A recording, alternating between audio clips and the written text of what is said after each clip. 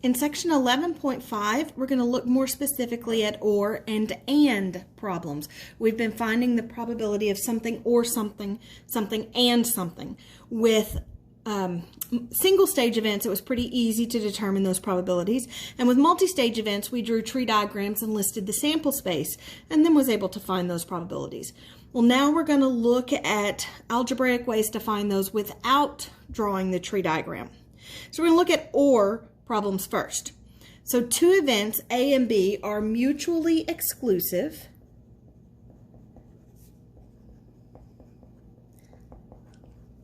if they cannot occur at the same time.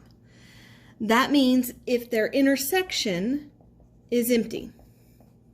If it can't be something and something, if they can't occur at the same time, then they are mutually exclusive. So are the following mutually exclusive? Rolling an odd and an even on a die. Yes, they are mutually exclusive. There is no way you can roll a single die and get a number that is both odd and even at the same time. Drawing an ace and a king from a deck of cards. Again, mutually exclusive. There is no way you can draw a single card from a deck and it be both an ace and a king at the same time. Part C, drawing an ace and a heart. No, those are not mutually exclusive because there is a card we can draw from the deck that is both an ace and a heart at the same time, specifically the ace of hearts. And so they are not mutually exclusive because they can occur at the same time.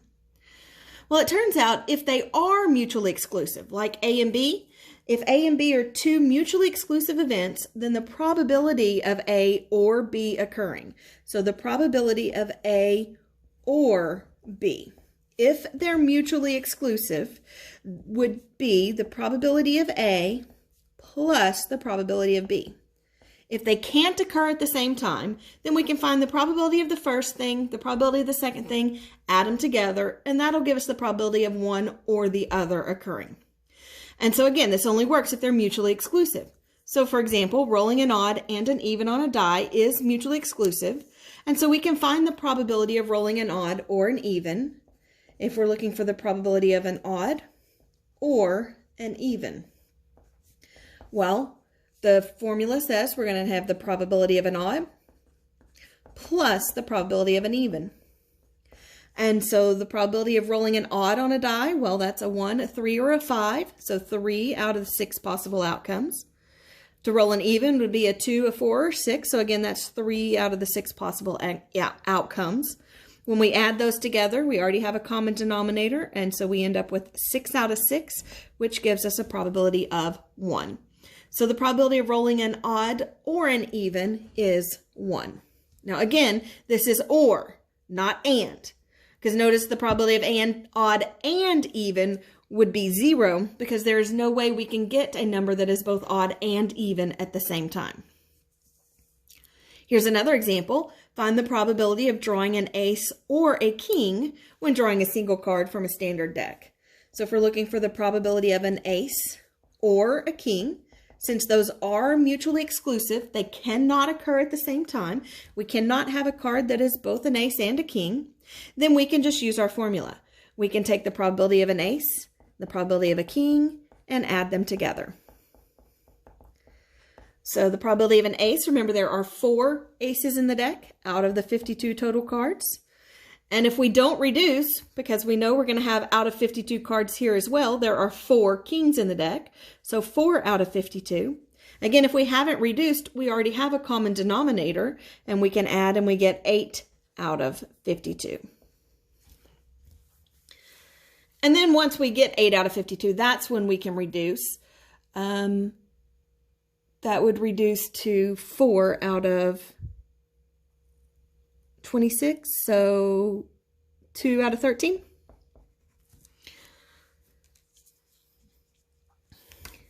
All right, so why can't we use this formula for events that are not mutually exclusive? Well, consider that third scenario where we're finding the probability of drawing an ace or drawing a heart when drawing a single card. Well, if we're looking for the probability of drawing an ace or a heart, well, we know that there are 13 hearts in the deck. We know that there are 4 aces in the deck. So we can't just do 13 out of 52 plus 4 out of 52 because the ace of hearts is included in both.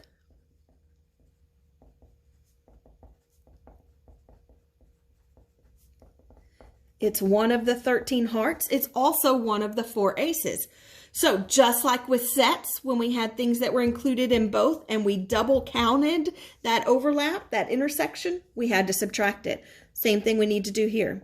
We need to subtract it since we double counted it.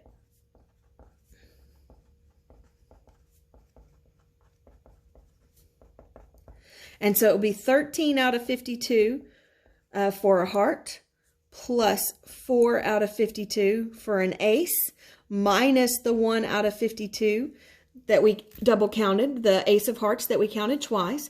13 plus 4 minus 1 gives us 16 out of 52 would be the probability of a heart or an ace. And so that kind of changes our formula a little bit when we have to subtract what we double counted.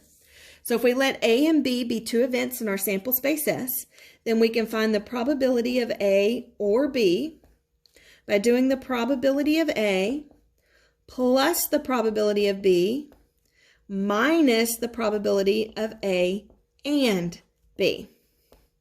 This should remind you of the inclusion-exclusion principle that we talked about in sets. It is exactly the same thing, except it's probabilities instead of number of elements.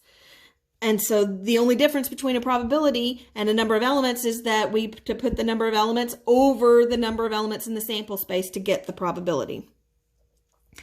And so notice if the 2 events are mutually exclusive, then the probability of their overlap is 0.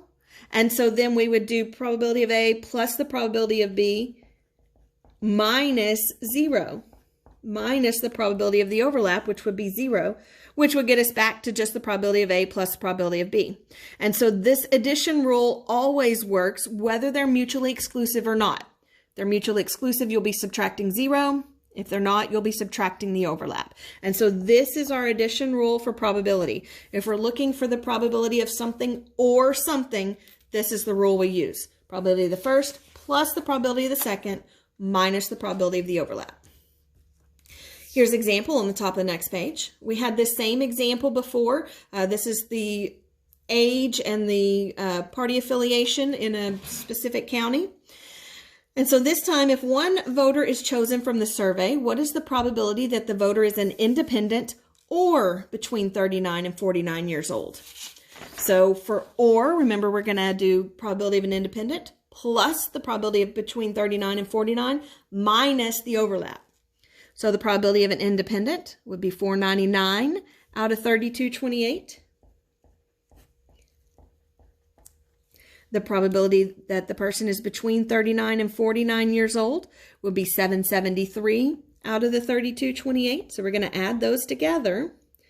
But then the problem becomes these ones that are independent and between 39 and 49. This 150 here, we've double counted. They're included in the 773 and they're included in the 499. So since we counted 150 here and here, we got to subtract it once.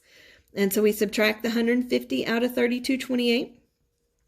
We've got a common denominator, so we add the 499 plus the 773 minus the 150. That gives us 1,122 out of 3,228. All right, I want you guys to try the next 2. So pause the video and see if you can find the probability of Republican or Democrat on B and the probability of over 50 or Republican on part C. Okay, on part B, we're looking for the probability that the person is a Republican or a Democrat. Well, for a Republican, it's going to be the 1,038 out of the 3,228. We're going to add to that the probability the person's a Democrat, 1,267 out of 3,228. Notice those are mutually exclusive. They don't overlap. You're either a Republican or a Democrat. You can't be both in this survey. And so we just have to add these and then subtract 0 because there's no overlap. And so we end up with 2,305 out of 3,228. All right, for the over 50 or a Republican, well, over 50, that's going to be the 804 out of 3,228.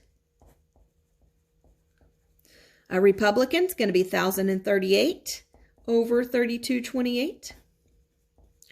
And then we need to subtract where they overlap. So those that are over 50 and Republicans are going to be this 272 here.